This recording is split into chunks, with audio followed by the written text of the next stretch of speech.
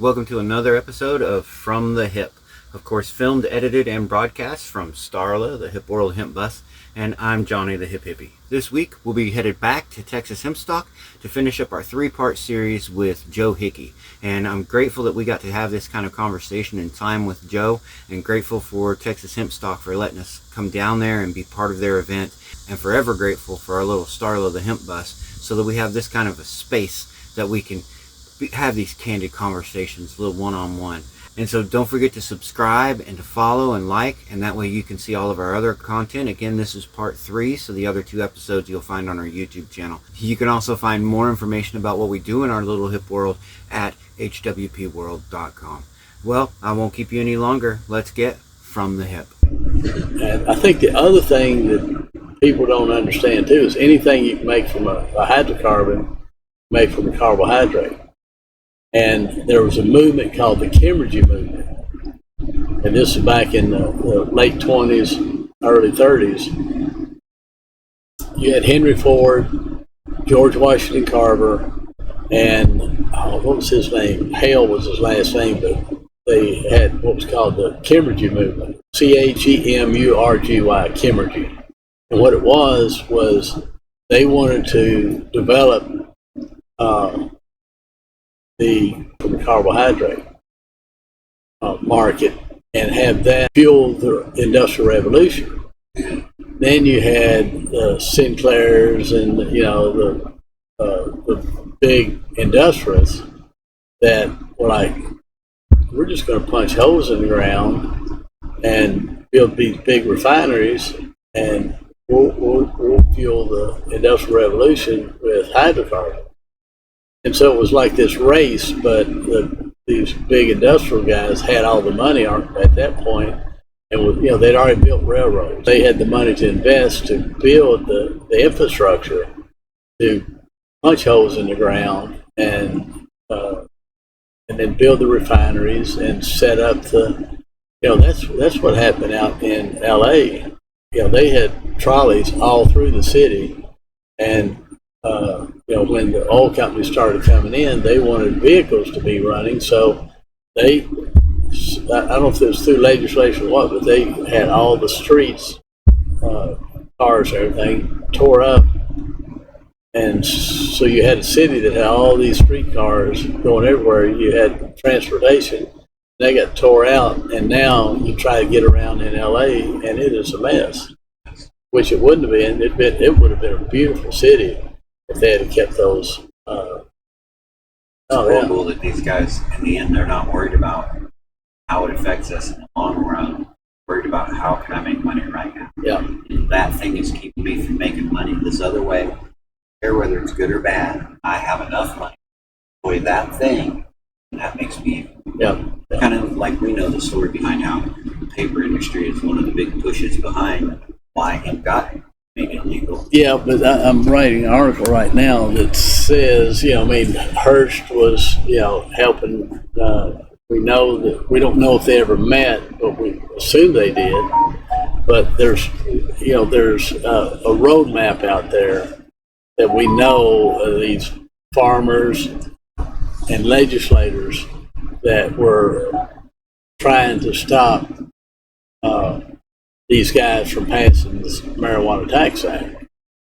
And there's stuff that we do know, but there's a lot of stuff we don't know. We don't know if Hearst and Andrew Mellon had a meeting and the next day, they paid off these.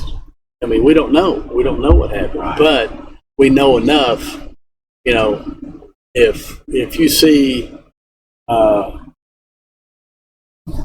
stripes, an animal runs by and you see stripes, and you see a tail and then you might see hooves.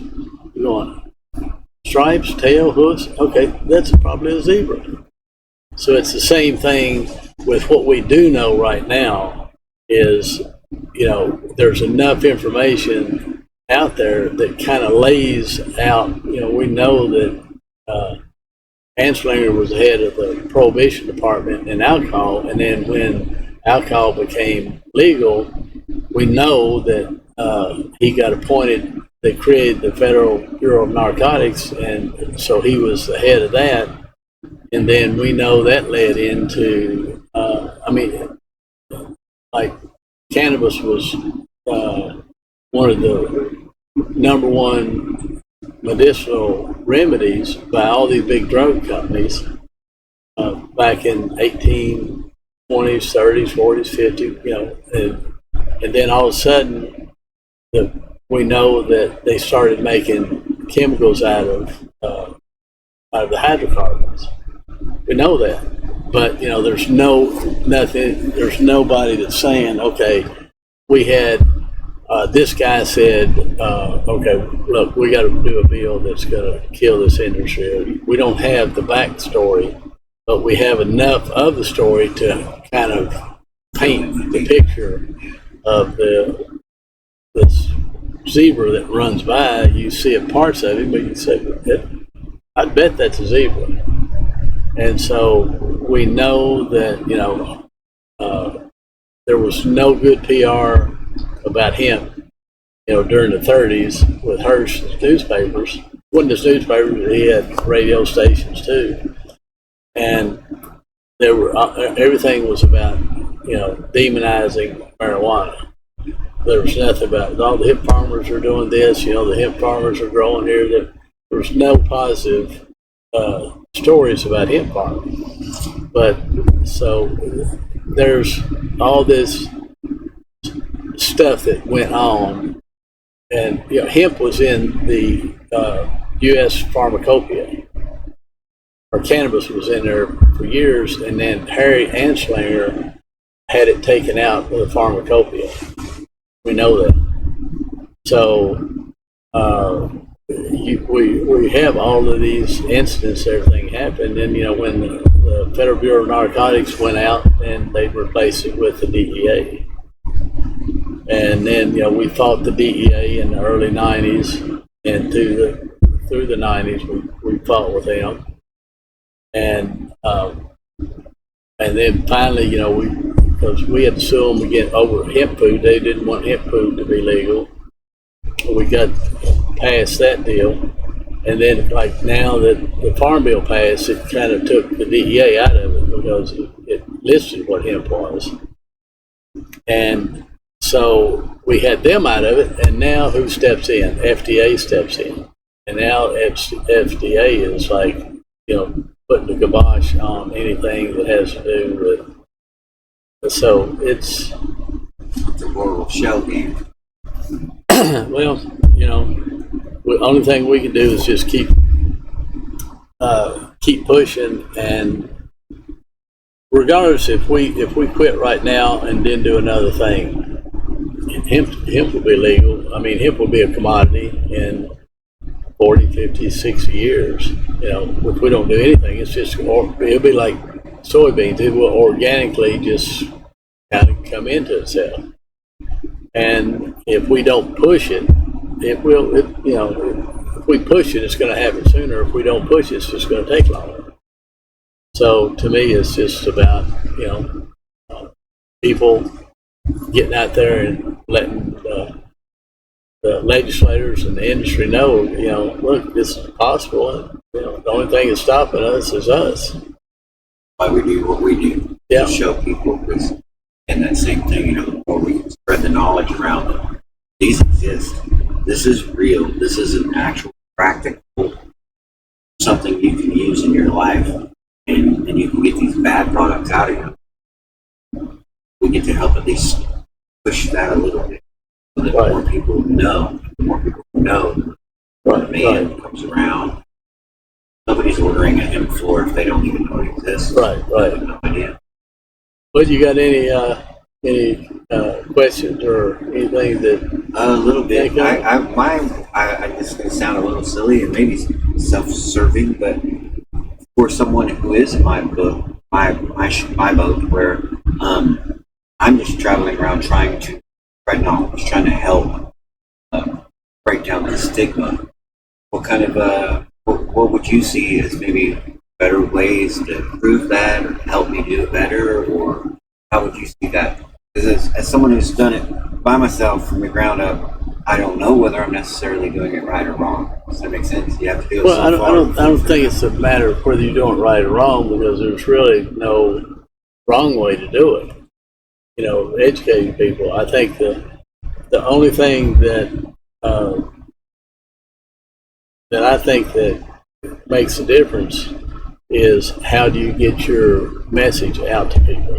You know, how do you garner that population to hear the message? So to me, that's the whole thing is, okay, how do you know, I can create the content, but how do I get that content out to the general public? That's why And like such a blessing. yeah, so I mean, maybe get Willie to say, you know, give you a shout out somewhere, Wouldn't that be amazing? or you know, somehow. Like, I think the reason we were so successful from 92 to 2000 or 2001 is because we were going to Farm Bureau meetings, we were going to county fairs, we were going to legislative meetings, we just kept going to, you know, we were just building up the visibility, I guess.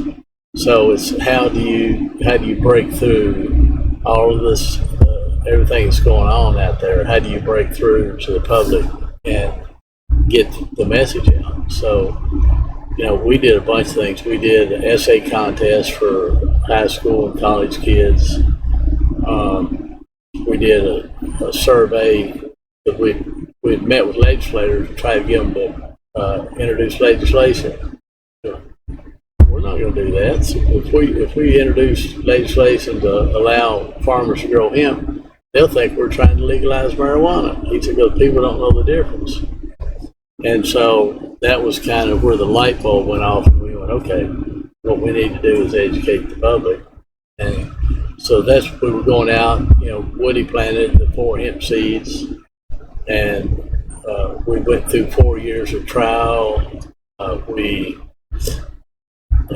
started the first North American hemp processing facility called Kennex up in Canada, and I met with the governor and got him to talk him into forming the hemp task force there in Kentucky, which really kicked off the whole industry in the United States, or brought focus on it. And so it's just a matter of creating, you know, the PR right there, you know, and coming up with innovative ways, thinking out of the box of, okay, how can I break through to do this?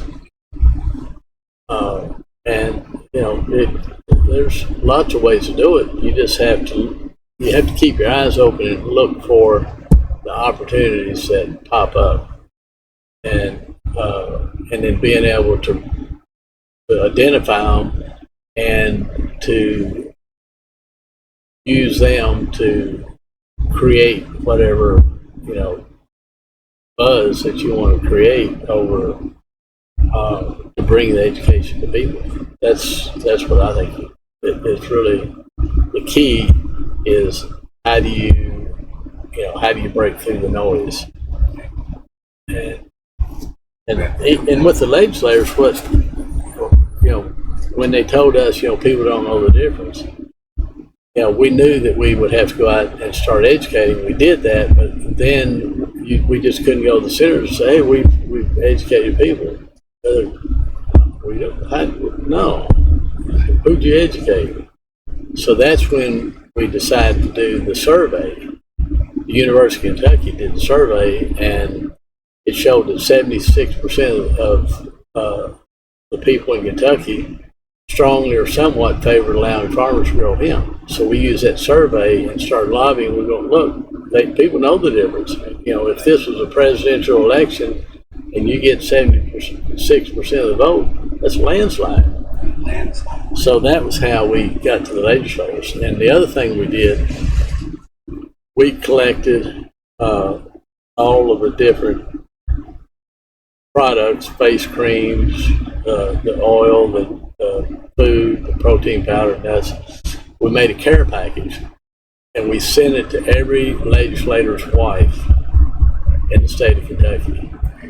Shipped it to their house, and so then that was a way of, the wives were, oh, this stuff is great, And then when we did the essay contest, we know that these kids were going home and going, look, I can win, $250 if I write a good essay here. Can you help me? And so then the parents are helping the kids write this essay, so it was educating the parents. So it's like thinking out of the box. How do you educate people, and how do you get the word out? And to me, that's the best advice I can give you as far as how to get out there and do something and to be seen. I just want people to realize that, set your expectations, realistic expectations. And, if you're going to want to start a business in hemp, start it yourself. Don't depend on someone else to, don't think you're just going to go out there and grow a crop and all of a sudden you're going to start making money. It's not going to happen like that. And don't go out and start thinking that you're going to make toilet paper or plastics or any of that stuff. Just do something you can do yourself. If people, start their own mom and pop business, that's where it's at, because then you have control of your destiny. And if you're growing for someone else, unless you have a good market and you're not interested in really creating your own market, then that's fine. But to me, you want to try to let's do like the concrete block guys are doing. They start their own business. If we had 1,000 people making hempcrete blocks, pretty soon there would be 2,000. Pretty soon there would be 4,000. So it's just do your little part, regardless of how small it is, and control your own destiny. You put your hands in someone else's destiny, and you're just along for the ride instead of driving. So that would be my advice. I'll never see the commercialization. I won't see hemp become a commodity in my lifetime. And you just need to watch it grow, I think. But it's got to start someplace. And so, just because I'm not going to see it happen doesn't mean that I shouldn't try to make it happen. I appreciate it. You guys have been out here doing the battle, early days, and so for those of us coming along, you've been mentors, continue to be mentors, and appreciate it. Yeah. Thanks. That's a beautiful thing in life. Encourage others to follow their dream and passion too. It takes somebody who's willing to do it first. Right. And like, well, I watched that guy do it. He was able to. Why can't I? Thank you. Thank you again for taking the time to do this with us today. I know you've been very patient. Can't appreciate that enough. Yeah, no, I'm glad to be here, and I appreciate everything you guys are doing. We'll call that pretty well good. Yep. Thank you so much. Wow, guys, how cool was that to be able to have that kind of a conversation with Joe Hickey, to get to have that kind of in-depth knowledge from someone who's seen the industry from the inside and out, and who's actually made some differences and went out and been an activist and helped do things with Woody Harrelson and with others to help make an impact in our world as we get to function and live every day. It's pretty cool, to see that there's people out there doing that kind of stuff. Once again, thank you for tuning in and joining us in Starla, the HWP World Hemp Bus, and I am Johnny, and this is From the Hip. Stay shiny, and I am out.